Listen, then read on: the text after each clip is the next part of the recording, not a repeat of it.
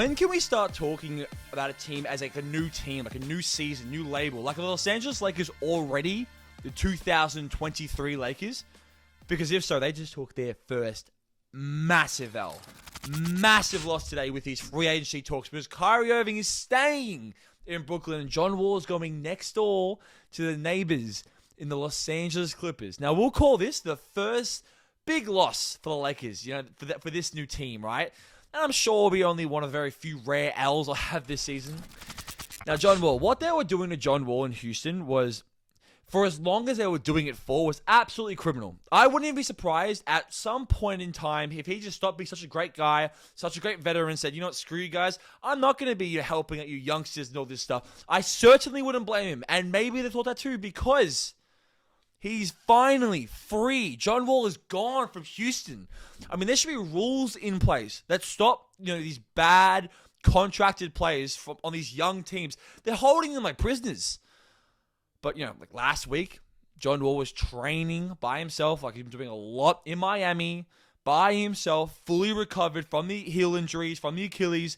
And now, today, or it is going to be signed, he is on a legitimate championship contender for the first time in his career. What a feel-good story. So, let's look at Wall, who had, obviously, his worst season last year. But, of course, he did. Injuries and age were a massive factor. He still put up 20 and 7. Albeit on a very bad team. But there is value there, right? It needs to be seen how much of that first step he still has. I'm still optimistic because of how fresh he is, right? I mean, he's pretty much done the Michael Jordan basketball break from basketball, right? 1.5 seasons, no basketball.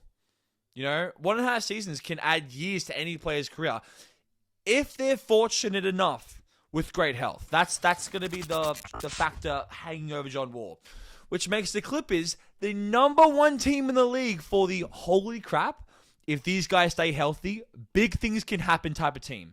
Kawhi Leonard returning from an ACL, and if, knock on wood, also Paul George is healthy for these playoffs,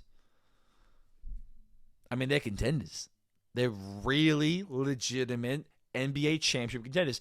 And, Wall adds that potential explosive scoring stretch from time to time. He can come off the bench for Reggie Jackson or throw Reggie at the 2. And, with Bledsoe moving around the rotation, the squad's going to be deadly.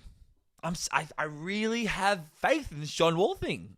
Because John Wall, he's 31 years old. And it feels like he's 37. Stephen Curry is 34. Okay, John Wall is closer in age to Andrew Wiggins than he is to Danny Green.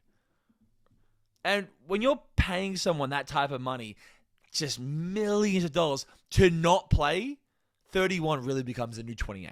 Everything about the signing, I think, is just really great for the Clippers. I mean, he's trained with Paul George multiple times in the Olympics.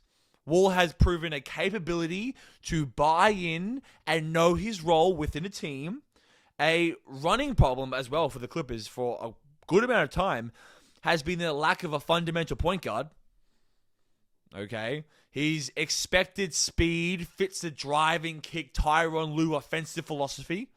I mean, the Clippers, they already have a history, right, of reviving careers, especially in this era. I mean, from these cast-offs to indispensable assets. We're talking Reggie Jackson, we're talking Nicholas Batum. So everything seems great for the Clippers. I really, really like this. His confidence might take a bit of fine-tuning. That's an inevitable hurdle for no matter what, we see a John Wall signing, right? I like it. The Clippers look good. Like and subscribe. 2, 1.